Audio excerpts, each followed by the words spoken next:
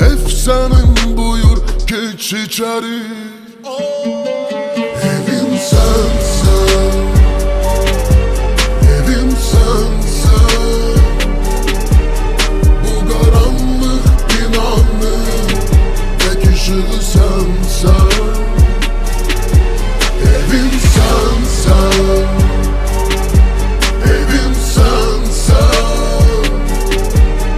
Bu karanlık binanın tek ışığı sensin.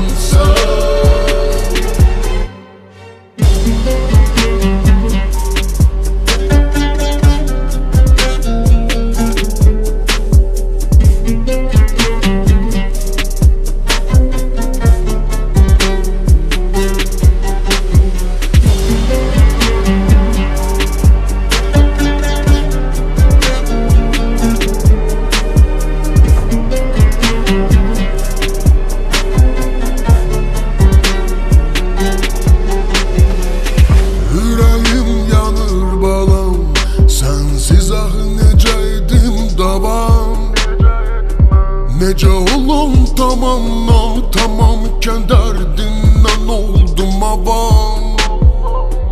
Bilsen nece darıkmışam, gözüm üstte var yerin.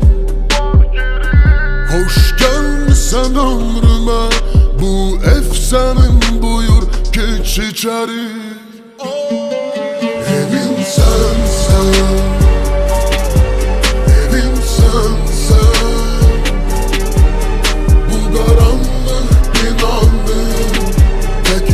Sensen, evim sensen, evim sensen. Bu karanlık binanın tek ışığı sensen. Cinayetim varsa cezam sensen. Yüreğimin melhemsen. Çünkü evim sensen.